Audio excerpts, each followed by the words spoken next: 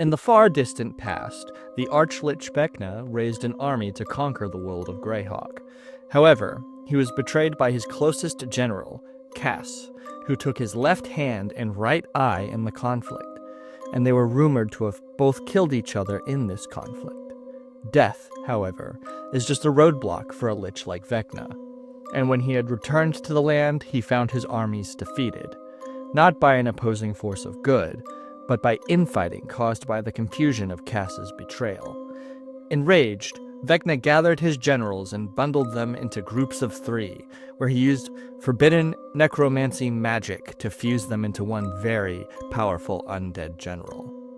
This was the first Skull Lord. While heroes have managed to banish it to the Shadowfell, necromancers and beings in the Shadowfell have managed to replicate the magic that Vecna has used to create them, and so now they are a more common threat to fight. Hello, my name is Monster Half-Life, and today we are going to look at how to run the Skull Lord against a party of adventurers. Originally introduced in Mordenkainen's Tome of Foes, and then updated for Monsters of the Multiverse, this is one boss monster I don't see used a lot at all, and I would like to change that. While I personally wouldn't use them as a final boss, I think they make pretty good generals for those final bosses. For the structure of this video, I will be showing you how to run them as their stat block in Monsters of the Multiverse presents them, and then I will also be suggesting some homebrew and magic items to make them just a little bit tougher for the party, since I like to run pretty hard encounters.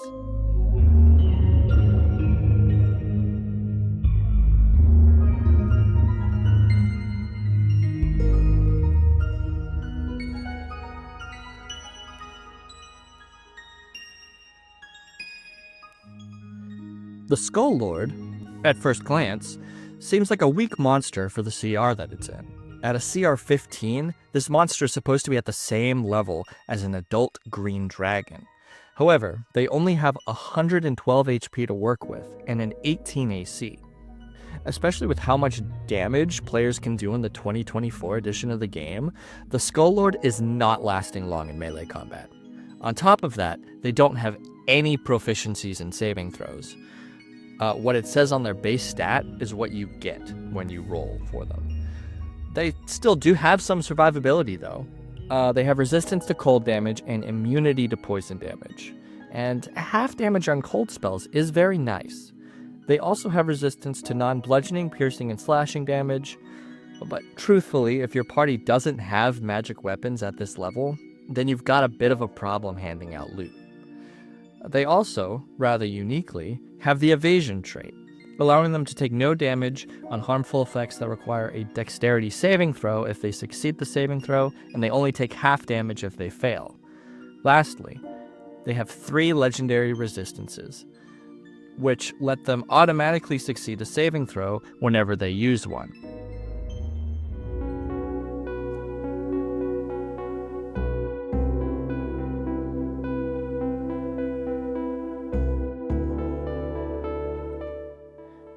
First and foremost, the Skull Lord is both an army general and a skilled mage, and you do not want to have them encountered by themselves. Being able to hit 3 times per attack action via their multi-attack, they are going to be hitting you like a truck when they start blasting. What they are most likely going to be using throughout their combat is their Deathly Ray ability, which does 5d8 plus 5 necrotic damage to any one target within 60 feet. He also has access to a powerful melee attack with Bone Scepter, which does 1d8 plus 3 bludgeoning damage and 66 necrotic damage on a hit. Though generally, you only want them to use this if you've got no other choice but to attack. Do not have the Skull Lord rushing into melee, because this is the best way to get them beat up almost instantly.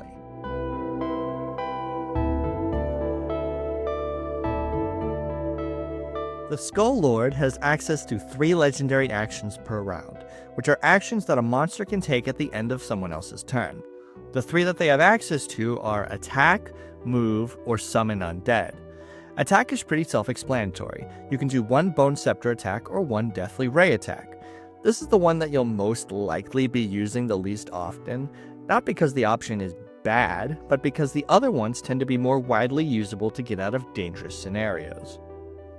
Move seems like a pretty simple one, but it's very helpful for getting out of harm's way. It allows you to move up to 30 feet without suffering from opportunity attacks.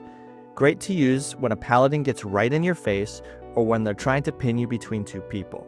And you want to keep the Skull Lord on the move anyways, to stay behind his undead minions. Speaking of, Summon Undead, which will cost you 2 legendary actions to use, summons 5, yes 5, skeletons or zombies within 30 feet of the Skull Lord. If you want undead that are more likely to hit their attacks, you'll summon the skeletons. But if you want undead to get in the way and that are harder to kill, then the Skull Lord is going to take the zombies. This combos especially well with an ability that I'll be talking about shortly, but the Skull Lord generally wants to either start the battle using this ability or using it right before the battle starts.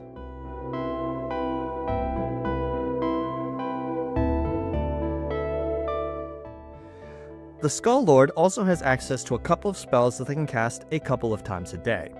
The Message and Mage Hand spells are spells that they can cast whenever they want, but you're most likely not going to use these in battle, so you can safely ignore them.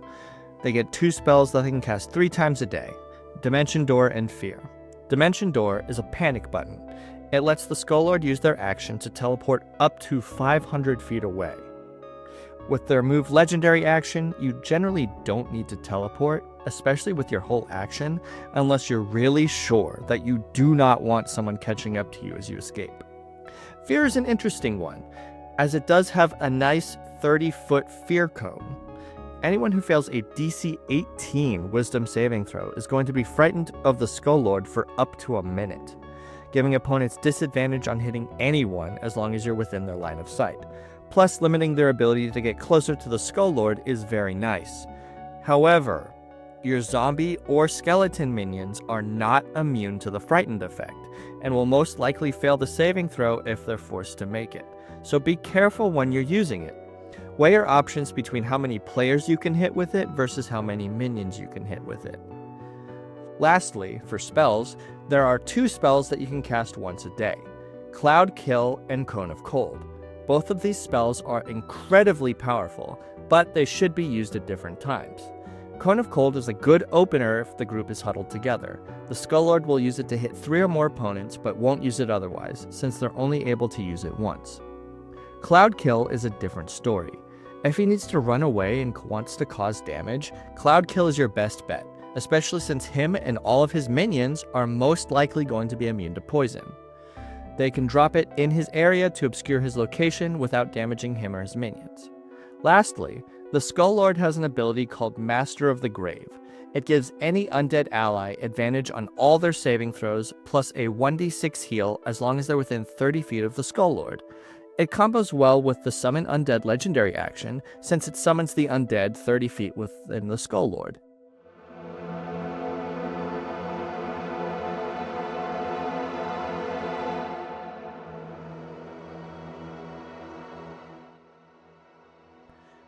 The Skull Lord is never going to be encountered alone.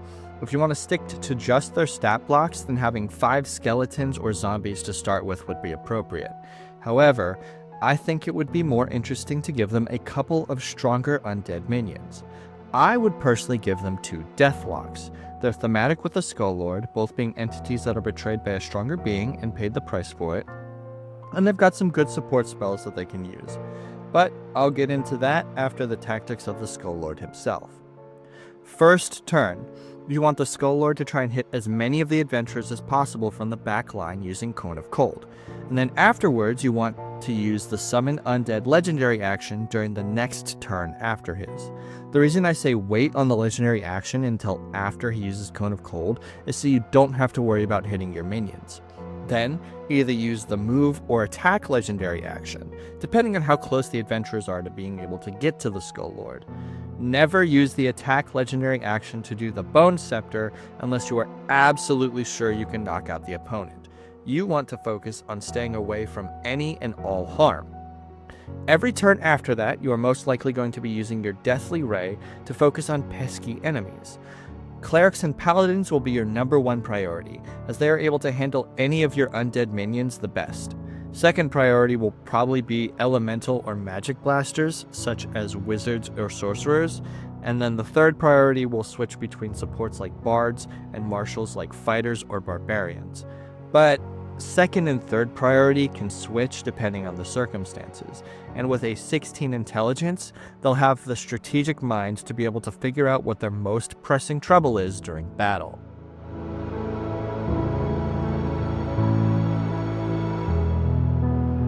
If 2 or more frontliners are ganging up on the Skull Lord and it gets to your turn, you should drop the Cloud Kill spell in your area.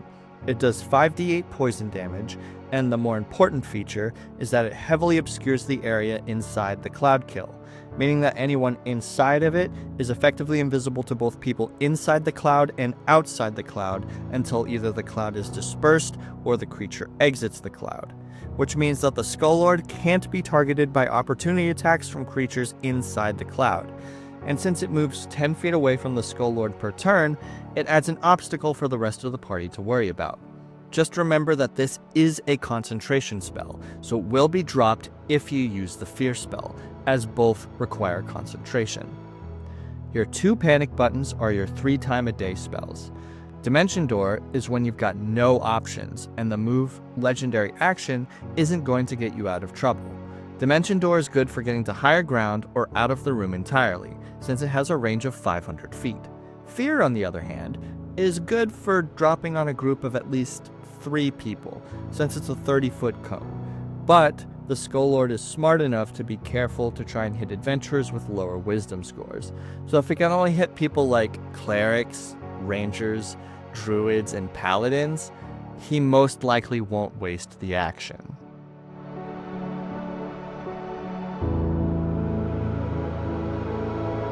Speaking of strategic choices, what would the Skull Lord be spending their legendary resistances on?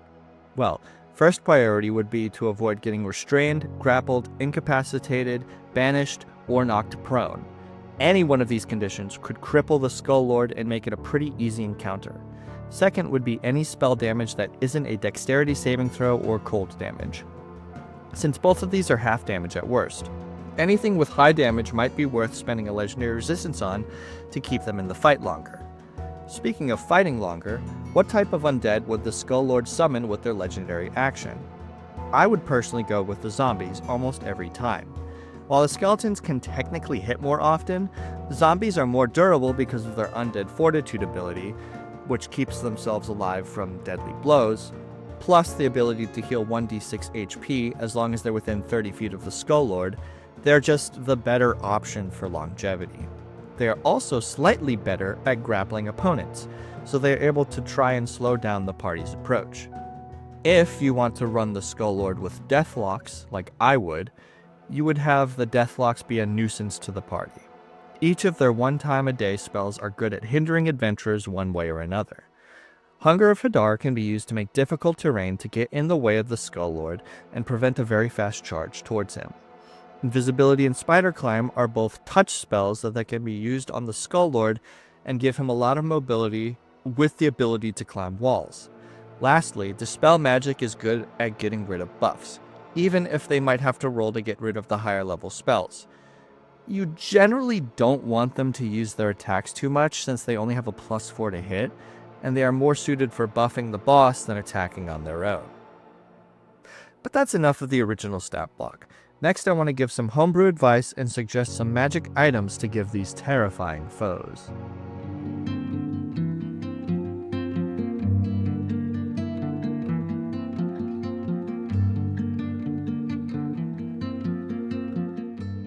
One thing that is never really expanded upon when it comes to the Skull Lord is its classification.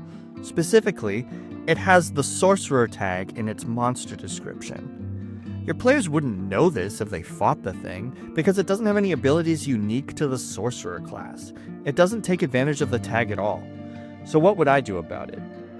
I would give the Skull Lord meta magic.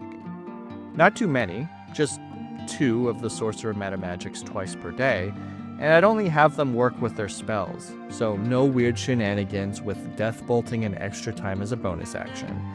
But it would give the Skull Lord something that screams, I am a sorcerer. I say limit it to 2 meta magic so you don't get decision paralysis during combat, since you can only use 1 meta magic per spell typically. And the two I would pick would probably be the Quicken spell to cast it at any of their spells as a bonus action, and the Careful spell to help minions avoid damage from Cone of Cold or to not get frightened by the Fear spell. But that's not to say that there aren't other great options to choose from. The ability to use Transmute spell to turn your Cone of Cold into poison damage so as to not harm your minions is a very powerful, if not evil, option to have in your back pocket. Make your Skull Lord your own by changing up what their meta magic would be.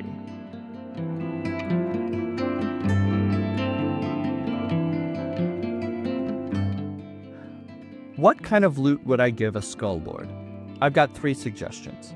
My first suggestion goes along with the meta magic homebrew idea, which is to give them one of the sorcerer shards from Tasha's Cauldron of Everything. It has a unique ability after they use a meta magic that can really change the course of battle. I would only recommend this option if the party has a sorcerer, since there's no other class that can use it at all. And you don't want to give the party a magic item that they also can't use at all. Secondly, I would give him the Scorpion armor from Tomb of Annihilation. It isn't super powerful, basically giving a +5 to the Skull Lord's initiative and no disadvantage on stealth, but it has a curse that would only affect things that can get poisoned, so it can be one big trap from the main bad guy of the campaign.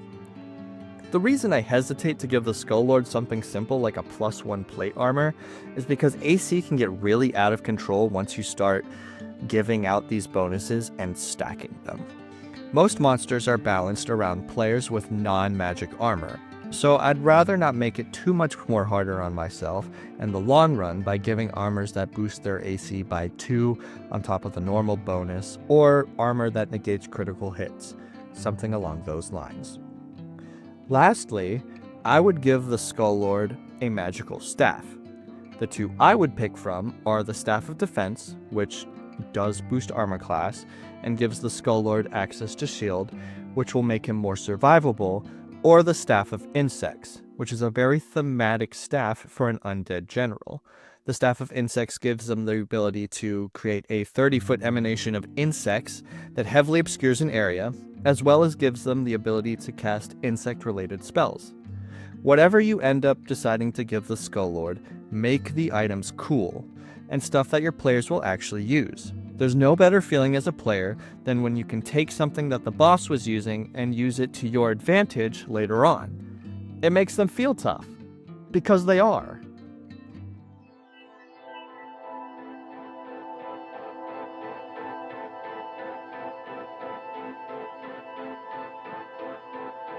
In conclusion, what are Skull Lords?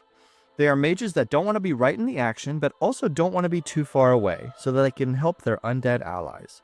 These creations of Vecna have the potential to devastate a party if given the time and space to do what they need to do. And with the homebrew additions I gave them, they could be one of the deadliest foes your players fight. And that is what you want. One last thing. Remember that each head on the Skull Lord is a different person, with possibly different desires or goals. If you feel the players are having a bit too hard of a time against the boss, give them an opportunity to try and convince the heads to start infighting. Maybe the distraction will give the Skull Lord disadvantage on attack rolls or saving throws. It gives the players something to do besides attacking on their turn. Now, get out there and destroy your players with the 3-headed Sorcerer of Undeath. Wahahaha! Hello, this is Monster Half-Life. I hope you enjoyed the video. Don't forget to like, comment, and subscribe if you did, and if you want to see more videos like this. And as for my next video, I'm going to be doing a video on were creatures, as there are 2 different ways to run them, and I think both are very interesting. And so I'd like to help anyone who'd like to run them. Thank you. See you next time.